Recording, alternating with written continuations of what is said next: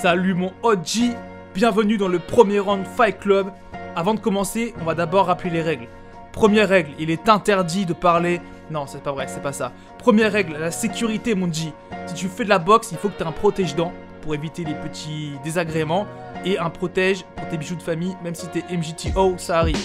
Deuxième point mon G, l'égalité. Tous les OGs qui ont participé à cette vidéo seront rémunérés. C'est-à-dire que si on fait 1 fucking billion views, tout le monde aura la même part du gâteau. On partagera ça ensemble. Numéro 3, fraternité. Pas de compétition dans le Fight Club. Il n'y a pas de gagnant, il n'y a pas de perdant. Tout le monde est courageux de participer. D'ailleurs, ceux qui critiquent en commentaire, on vous attend. Venez à Saint-Gilles, on est là pour vous. Ok, premier combat.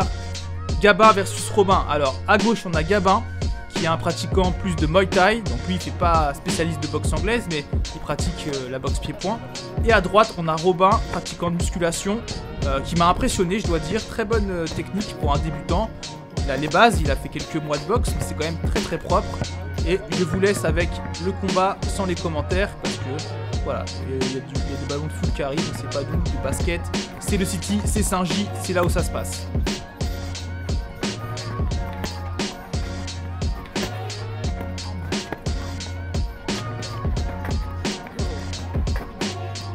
Très beau contre de Robin. Gabin était pris sur ses talons, il a été surpris en avançant. Donc le choc est encore plus puissant quand tu prends un coup et que tu es en avant. Ça souffle.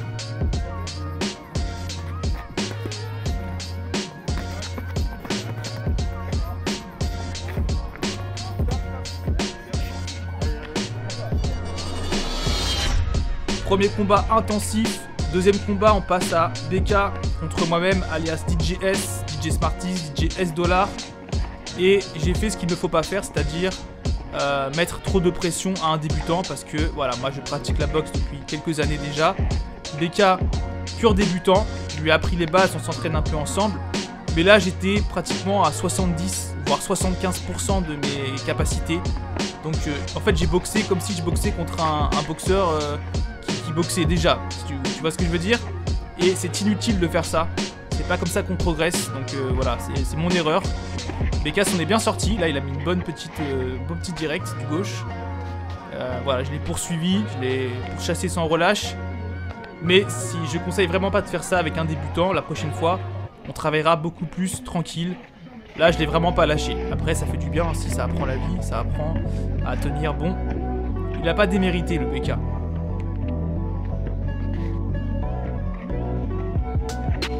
Ma garde est trop basse, je joue trop le gars confiant, mais là on joue sur les contres, remise, hop, voilà, là le gars confiant, mais regarde mon G, quand tu joues trop le gars confiant, bim, gauche-droite, et j'ai pris la droite en plein dedans, en plus j'étais sur les talons, donc ça aurait pu, sans gants, bah là tu fais presque mon KO.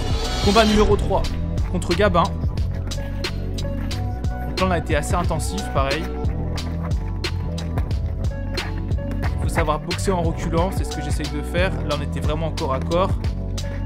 Et là il y a quelques petites ouvertures qui sont passées. Un uppercut. Toujours le respect évidemment.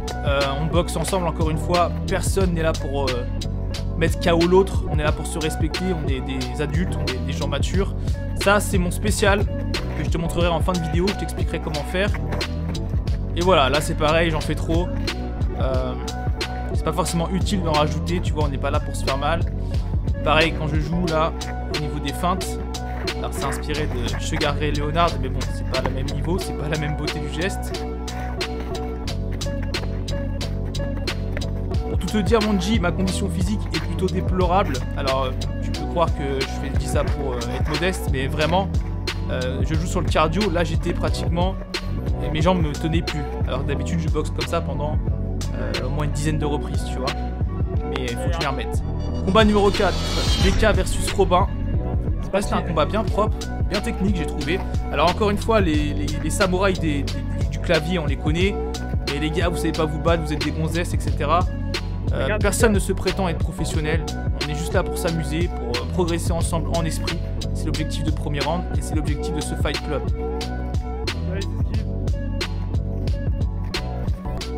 Sur les côtés, pas en droite, pas en arrière. Sur les côtés. bien la puissance, les gars, c'est ça. Là, ici, on a une bonne contre-attaque de BK en reculant. Donc ça, c'était propre. Pareil, sa garde, là, il a bien mis sa garde en opposition. Là, il tendait un peu trop le bras. Du coup, il a pu se faire toucher. Mais je vous disais, tous les gars de campagne, tous les jeunes de France, je vous conseille de vous prendre une équipe, de prendre des gants et de vous entraîner régulièrement dans le bon état d'esprit. C'est-à-dire, ne prenez pas des gars rageux qui vont s'énerver, qui vont taper au sol, etc. Propre. Vous prenez des gens équilibrés. BK versus Gabin, combat numéro 5 déjà. Et vous vous amusez. Là, on était en mode arbitre. Alors au début, on s'est laissé un peu emporter par l'adrénaline.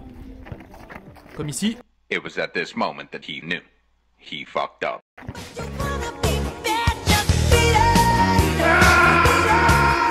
Voilà pourquoi la protection est importante. BK a dansé Michael Jackson. Là, il a remis tout en place. On reprend, donc pas de gens rageux, pas de gens qui sont là pour se montrer ou qui sont là pour se battre, pour faire du mal aux autres. Bien au contraire.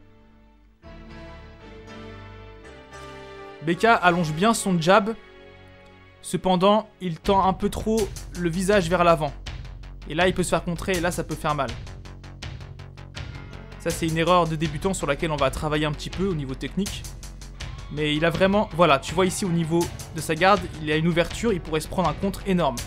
Mais je dis ça, mais je le fais aussi plus tard dans la vidéo. Et avant, je l'ai aussi fait. Voilà, pareil, là, il n'avait pas sa garde quand il a mis ses directs. Gabin va allonger un peu mieux.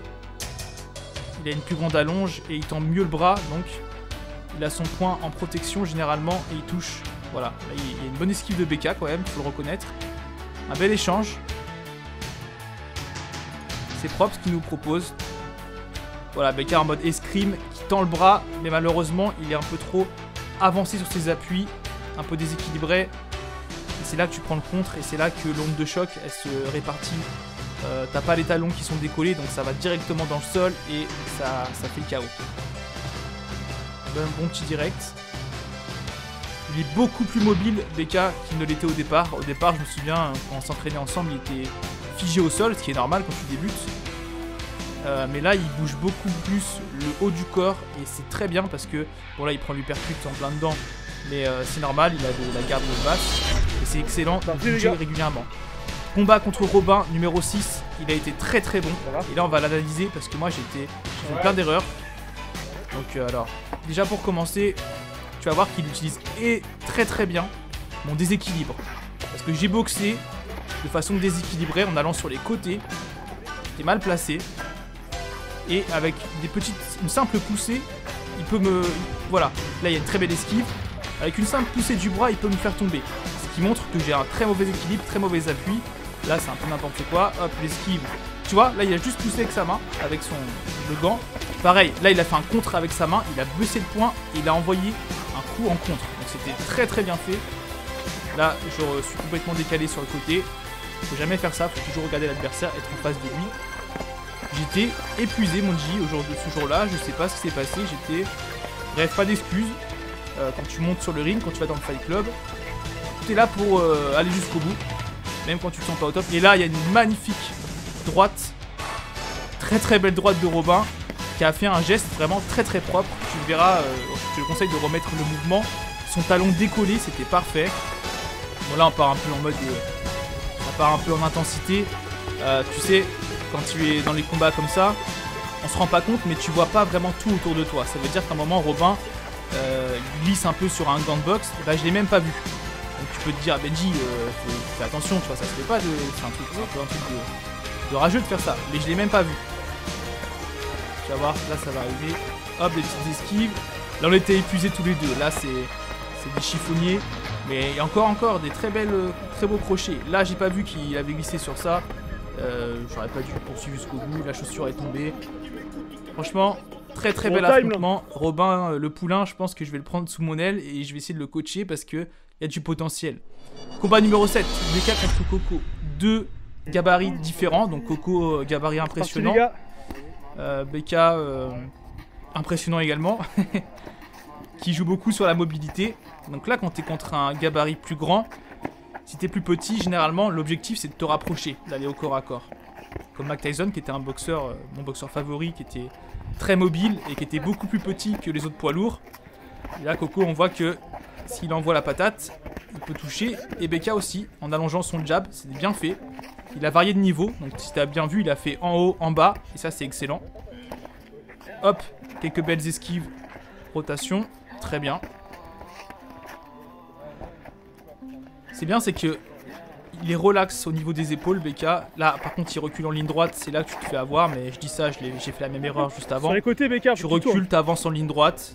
C'est pas bon. Faut allez, tourner sur secondes, les les côtés. Faut surprendre l'adversaire. Faut être une cible insaisissable. Be water, my friend. Comme dirait Bruce Lee. Le sifu. Seconde. Le maître. Les côtés, Beka. Recule pas en ligne droite. Voilà, c'est ça. Dernier combat. Battle Royale. 2 contre 2, je sais même pas qui est avec qui, c'est un bordel pas possible. Mais je vous laisse apprécier ce moment de la grande régalade.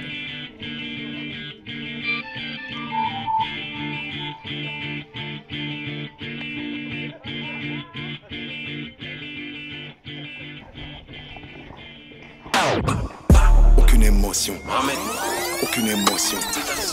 On a les plugs, les glocks, les box et les munitions.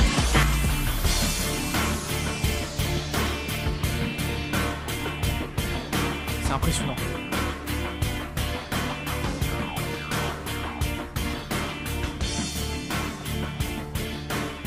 Tout se passe à Saint-Gilles mais au G's. On va créer une fédération.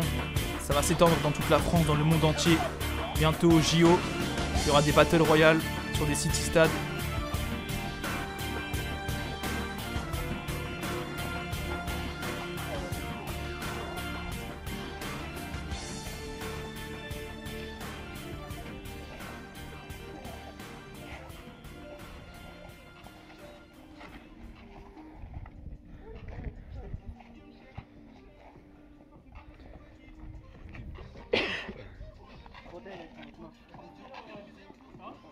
Et voilà mon OG, j'espère que tu t'es régalé, que ça t'a plu. Instant coaching, je te montre un peu la technique voilà, du saut qui est inspiré dans Rocky 3.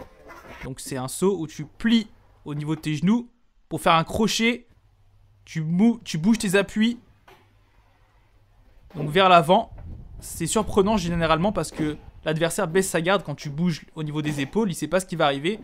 Et le crochet sauté, il faut le faire vraiment de façon rapide.